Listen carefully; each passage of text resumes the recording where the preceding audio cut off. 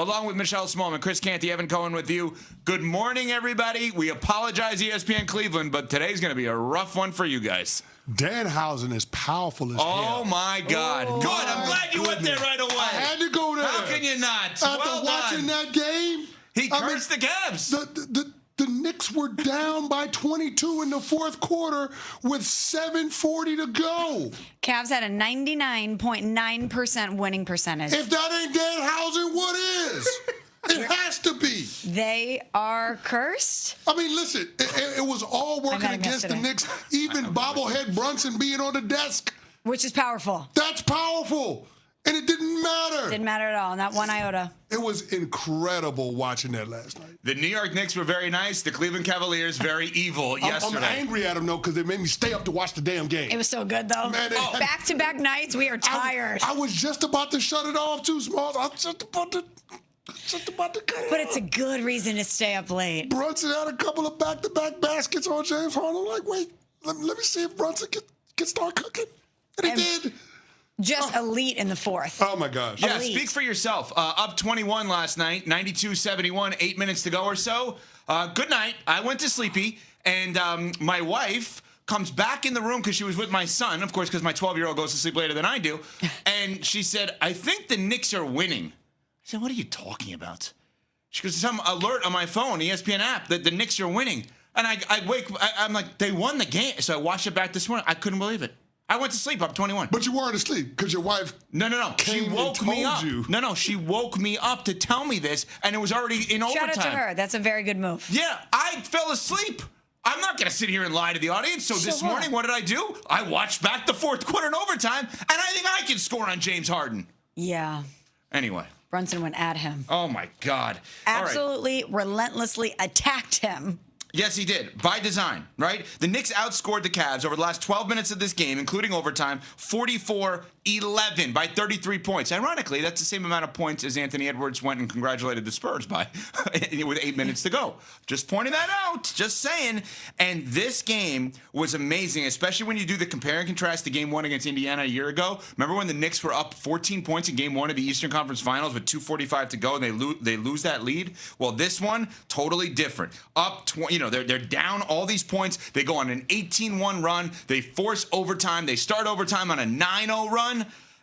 This is remarkable. So, Knicks comeback, Cavs choke. Let's just do it right off the bat. Did the Knicks have the comeback or did the Cavs have the collapse? Oh, all-time choke job. Okay, go for it. I mean, they usually slap a parental advisory on it before you watch something like that. Like, that was terrible. That was awful.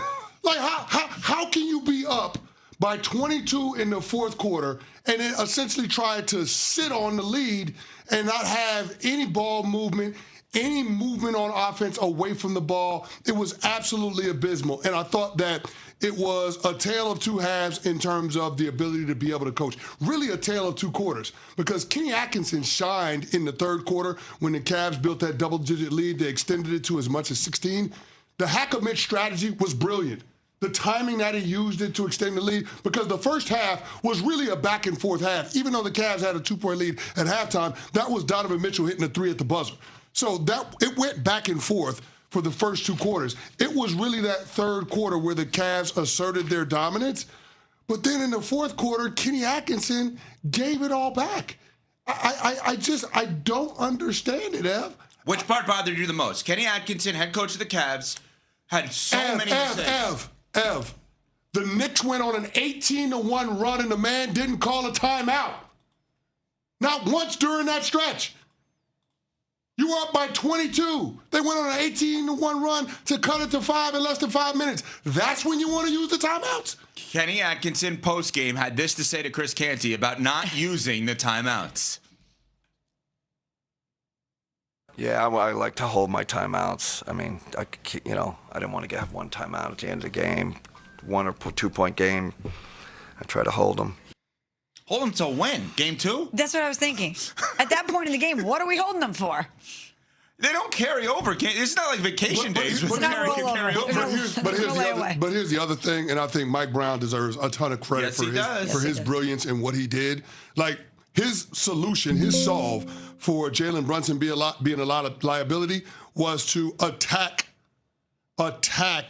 James Harden and Donovan Mitchell double-team those guys when they had the ball in their hands as soon as they came across half court. Now, it's a double-edged sword because it creates more ball movement naturally on the Cavs offense. You get the swing, a lot of open shots. But it became clear that the Cavs were less concerned with trying to keep their foot on the gas and score and more concerned about trying to preserve the lead. And I thought that subtle switch in mentality was what left the door cracked for the Knicks to get back in that game. You just set up to make matters even worse for Kenny Atkinson, the head coach of the Cavs, because if you're saying that you believe the Cavs were concerned with preserving the 22-point lead, why the heck was James Harden on the floor? If you're playing prevent defense, you know what you don't use? Offensive players. The guy that they're going to attack, that they're going to try to exploit, and that they did so successfully? 9 of 15 in the fourth quarter and overtime when they went at James Harden, okay, as a primary defender. Oh, by the way, there were also times where he wasn't the primary defender, but he was the closest to. But it was okay when Josh Hart was on the floor because Josh Hart couldn't throw the ball into the ocean. That was the strategy. It was fine. And that's where Mike Brown deserves Landry a ton Shamet, of credit hello. because he benched Josh Hart and put Landry Shamet in the game. And that changed everything in terms of spacing, right? I mean, listen, at the 7:40 mark, Jalen Brunson gets a bucket in the paint, but then the next possession for the Knicks, Landry Shamet comes down and nails a three-pointer. And that opens up the court for Jalen Brunson to start getting dribble penetration, beating James Harden off the bounce, and getting the others involved. Mikal Bridges looked like Steph Curry last night in the fourth quarter, just nailing threes from all over the place. And who was the closest defender? James Harden. Harden. But the whole point of it is this. It is Mike Brown deciding that he's going to put Landry Shamet in the game, another three-point shooter in the game who made critical buckets down the stretch, and Kenny Atkinson not having an adjustment for that and leaving James Harden out there in the lurch. That was absolutely egregious by Kenny Atkinson. He deserves all the smoke, all the criticism coming his way over the next 48 hours until Game 2. You know, the Cavs made these moves around the deadline, and everyone hyped up the James Harden move for Darius Garland.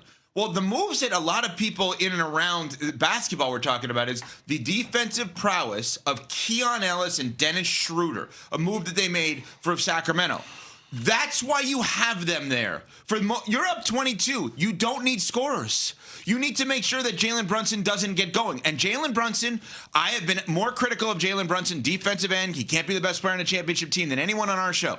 Egg on my face in a big way. Jalen Brunson was awesome. Not only in terms of his scoring late in the game, Jalen Brunson was awesome when he took his team and he looked at them and basically said, we can do this. It's 28-3, basically. We can come back. Jalen Brunson was awesome last night. Jalen Brunson is awesome, and I have been dead wrong about Jalen Brunson. But let me ask you this. As an NBA coach, how do you allow one player in Jalen Brunson to routinely beat another player, James Harden, in the fourth quarter in overtime to the tune of 7 made field goals?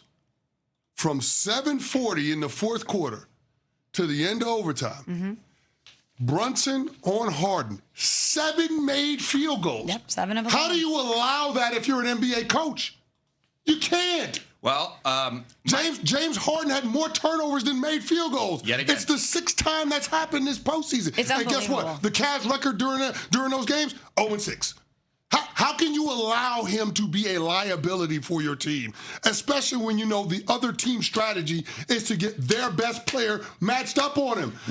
They tried to hide James Harden on Mikal Bridges. Guess what? It didn't work because as soon as Brunson came across half court, they would run Mikal Bridges up to Jalen Brunson on a ball screen. And then all of a sudden you got the switch.